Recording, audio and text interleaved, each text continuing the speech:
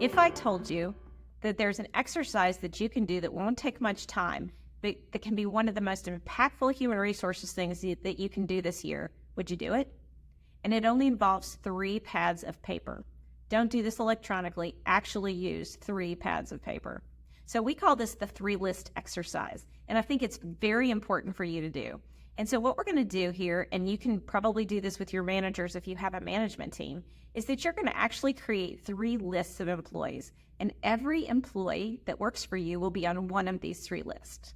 So let me tell you about the 3 lists. List 1 is those employees that if they brought a resignation letter into your office, you would pitch a fit. It would be the worst day ever because they are a very impactful employee to you.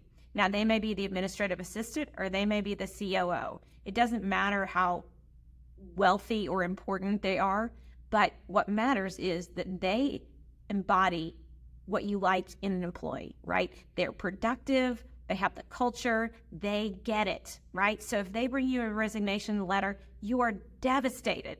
These are the people on list 1, and this should only be about 5 to 10% of your population.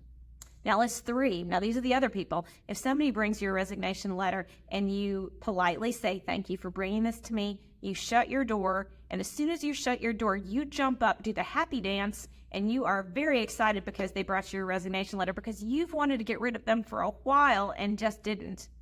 Then they are in list 3. And this, again, should be a very small piece of your population. And then list 2 is kind of the bell curve in the middle, right? These are not your very best employees and they're not your very worst employees, but this is the middle section of your employees that actually get the work done, you pay them well for what that they do, and they are well productive. So that's where most of your employees will land. It's important for you to know where these people are because let me tell you what you need to be doing with list 3. When you and your managers look at list 3, and that's the list that you would be very excited if somebody actually left your company, you should be looking at that list and saying, how in 6 months can I get rid of everybody off this list? Either they're improved because we do training, development, and we do performance incentive plans, and we pay so much attention to them that they move from list 3 to list 2.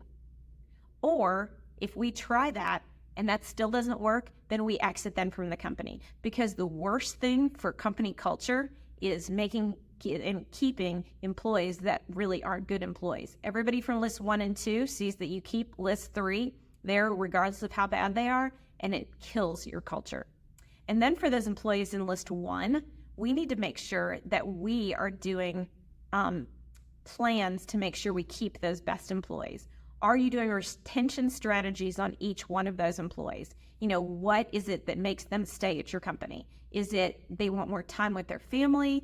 They need more pay? Are we making sure that those people are compensated greatly? Are we making sure that they have the right benefits, that they are given the right jobs, that we're giving them the right training and development?